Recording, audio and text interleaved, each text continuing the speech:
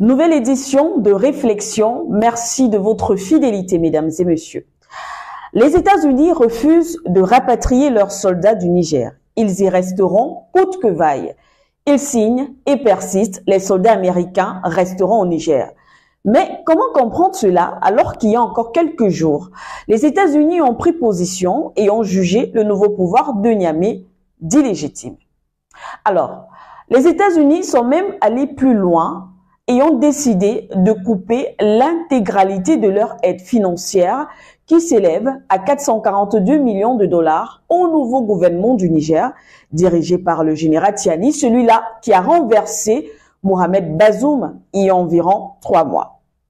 Mais qu'est-ce qui se passe exactement? C'est au Sénat américain que les sénateurs ont rejeté une résolution qui devrait obliger le rapatriement des soldats américains du Niger. Résultat, 11 voix pour le oui et 86 pour le non. En gros, les soldats américains ne bougeront pas. Depuis le départ des militaires français du Niger, il y a ce débat aux États-Unis. Doit-on être solidaire de la France ou pas, ou alors sauvegarder ses intérêts? Apparemment, les États-Unis ont décidé de préserver prioritairement leurs intérêts. Ajoutez à cela la reprise de la guerre dans le conflit israélo-palestinien. C'est donc ce sénateur républicain Rand Paul qui a introduit une résolution qui demande au président Joe Biden le retrait des troupes américaines du Niger dans un délai de 30 jours. Selon lui, alors que le Moyen-Orient est en feu, quel sens cela a-t-il d'avoir plus de 1000 soldats au Niger? Est-il judicieux de stationner plus de 1000 soldats dans un pays dirigé par une junte militaire? La réponse de ses homologues, oui monsieur, nous allons rester au Niger. Mais c'est une contradiction. Quel contraste! Pourquoi voulez-vous rester sur un territoire dirigé par des autorités illégitimes selon vous? Pourquoi vouloir rester dans un pays que vous avez décidé de sanctionner? Pourquoi y rester par force? On se demande. Aux États-Unis, c'est une règle. Si un gouvernement est jugé illégitime par Washington, Washington coupe tous les liens, retrait immédiat, suspension des aides comme on a vu avec le Niger. Mais voyez comment, justement au Niger, ils sont en train de marcher sur leurs propres lois, de piétiner leurs propres règles parce qu'ils veulent préserver leurs intérêts. L'élégance aurait voulu que, après avoir pris cette décision, que les États-Unis quittassent le Niger, tout simplement. Alors, on ne nous dit pas tout.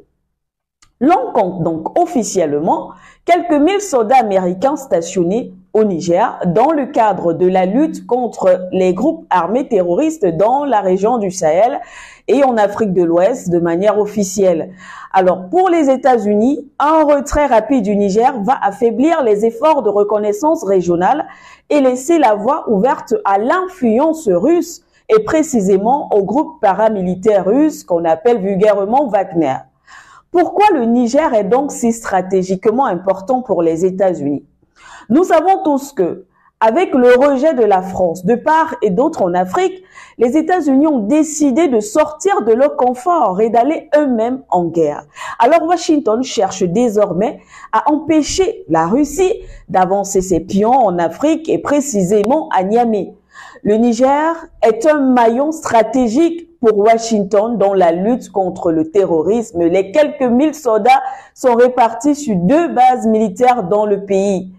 Agadez est aujourd'hui la 2e base américaine sur le continent. C'est une base de drones, la 201, qui constitue la principale base de renseignement du Pentagone au Sahel. Elle a, selon les informations, une superficie de plus de 25 km². La base est la 2e plus grande base américaine sur le continent derrière celle de Djibouti. Elle est aussi équipée de drones armés, les MQ-9, Reaper et d'avions de transport C-17. Les forces américaines sont déployées au Niger, à Agadez, comme on l'a dit, à Niamey. À partir de là, donc, elles ont une belle ouverture sur le Mali et le Burkina Faso. À côté de cela, les soldats américains sont également déployés sur la base aérienne 101, non loin de l'aéroport international de Niamey-Diori Amani. Vous comprenez donc, justement, la stratégie. Sous la présidente de Mahamadou Issoufou et celle du président Bazoum, le Niger a été un bastion important pour la présence militaire française et américaine dans le Sahel. Mais depuis le renversement de M. Bazoum, l'arrivée du général Tiani à la tête du pays, ces pays sont mis à mal pendant que Moscou est accueilli là-bas à bras ouverts et dans les pays voisins. Aussi, Washington n'était pas que présent militairement au Niger, son aide, entre guillemets, sous les anciens gouvernements se chiffre à plusieurs centaines de millions de dollars. Dans une tribune au Washington Post, Mohamed Bazoum rappelait justement que le budget de l'État nigérien dépend à 40% de l'aide extérieure. Vous voyez un peu.